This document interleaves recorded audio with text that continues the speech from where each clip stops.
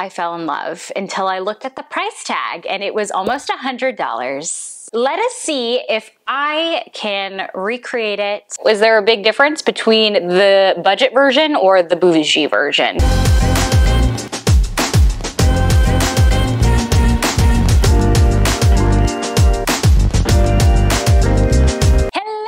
Fellow plant weirdos, it's your girl Carmiel Marceline. If you are new to the channel, hey, welcome to the family. We unabashedly hyperfixate on plants here. And I would be remiss to not talk about how much inflation has gone up. There are certain plants out there that I paid this much for, and now they're this much. Also, I went to my local grocery store here in New York City and I wanted to get a dozen eggs and they cost $10. $10. What? Come on! And yes, I understand they were free range, but still. So this inspired me to start a new crafty plant content series where I try and recreate bougie plant decor, but on a budget, because we are gonna ball on a budget. In today's video, I am going to start off with this stacked planter that I fell in love with when I first went into Greenery Unlimited maybe 3 or 4 years ago. It was during either before the pandemic or during the pandemic. I remember going to the store, seeing this beautiful planter that had speckled dots on it, and I fell in love until I looked at the price tag and it was almost $100. Money of which I did not have. So let us see if I can recreate it and see how similar I can get it to look. I have been digging around my apartment to find these curved planters.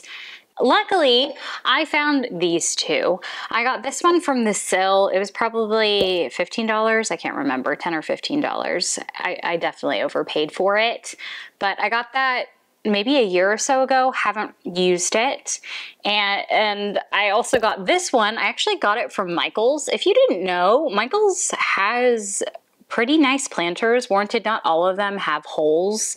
Like this one doesn't have a hole, but you can get them on sale. They also have a ton of coupons. So if you haven't tried that yet, please do, especially as we get ready for spring, because they've already started to get some awesome stuff out. Anyway, I digress. So I have these two because we're essentially going to have it look like this, where it's stacked. What else do you need? I don't want to make a mess. So I have a leftover Trader Joe's paper bag. I'm going to cut this baby in half.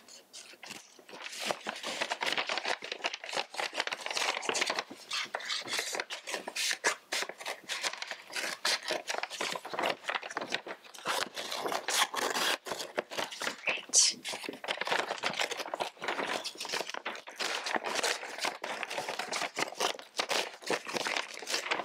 I started getting impatient. All right.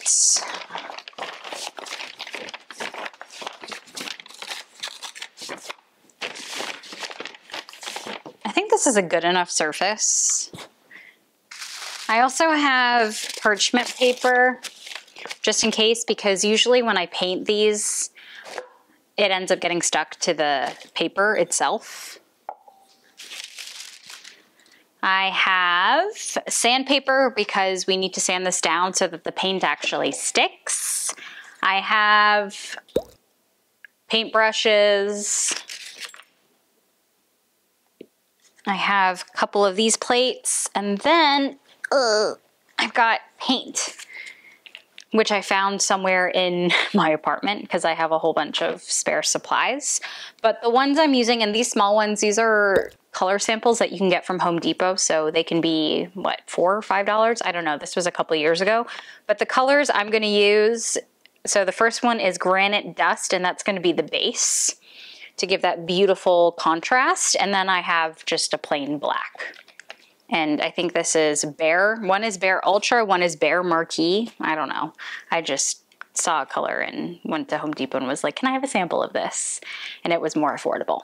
So I've got all these things. The first thing that we need to do is, I'm dropping everything, start sanding just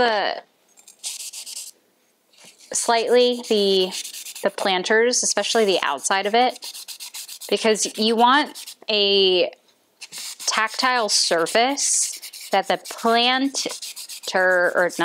the paint is going to adhere to. Versus if it's like a glossy color, it's not going to stick and then it'll end up cracking and not so good.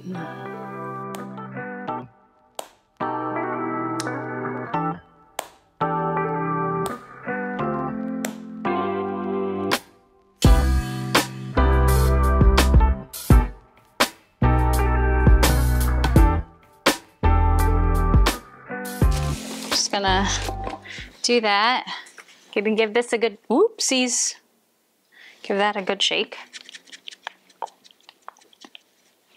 Okay. Want to make sure that I put it on the paper plate here. Again, this is granite dust. And then I just want to give it a nice coat. We're probably going to have to do multiple coats, but that's okay. Slow and steady always did win the race, didn't it?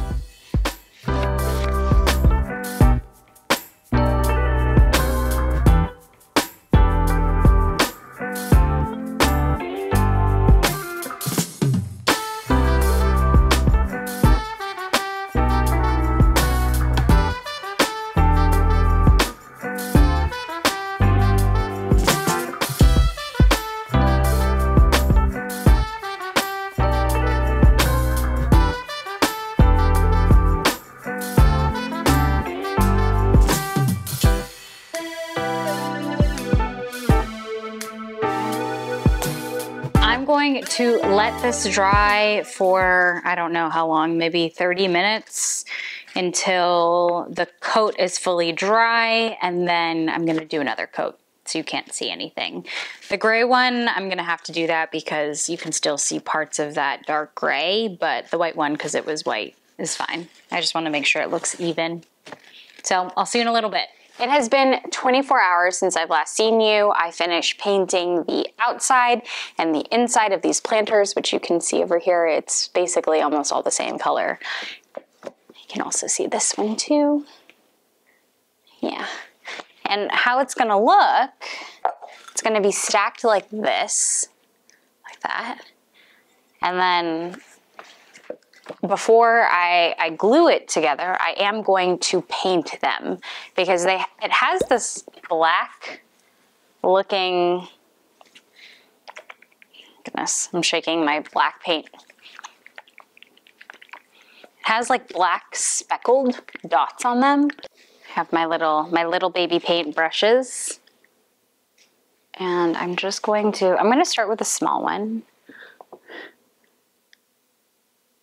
Oh, that's a little too much. Basically imperfect dots that they have.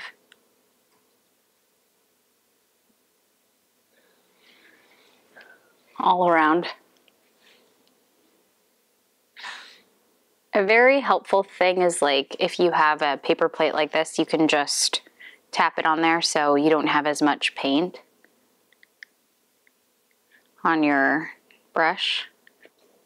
It also seems like I need to play around with how much pigment each kind of dot gets, because it's not the same across the board.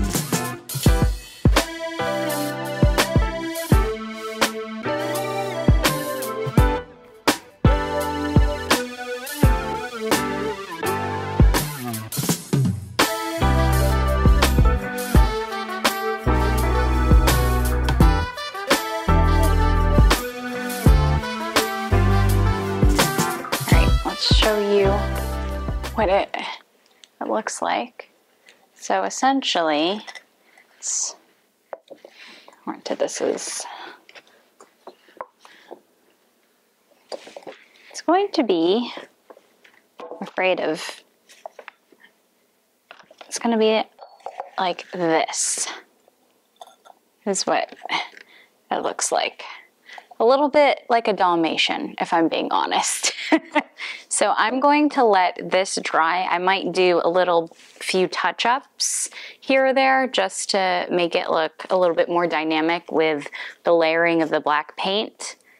But I'm gonna let this dry for several hours after that, and we'll do the finishing spray on this.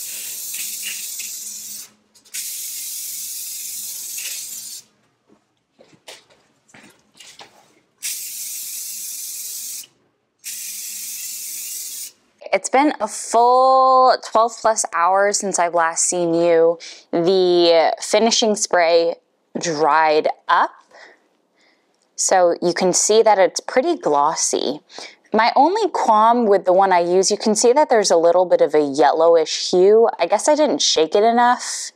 I don't know. So it kind of has that little layer over it, but that's okay. We're learning, right? Yeah, so that is what you can kind of see, like the yellow, whatever. It'll be on the bottom anyway. But, whoa, you just heard my wrist crack, whoops. But it's super pretty. So now what we are going to do is I'm going to glue it so that it can be stacked, right? And it doesn't come apart. Also, it is a move for me to be doing this on my coffee table, but that's okay. So I've got my E6000 glue. I'm gonna give a generous layer here. You can kind of see I'm just doing it on the edges, and I'm gonna do it here on the bottom, like that. I want just enough. Okay, I think that's good. So you can see that I have the glue over here.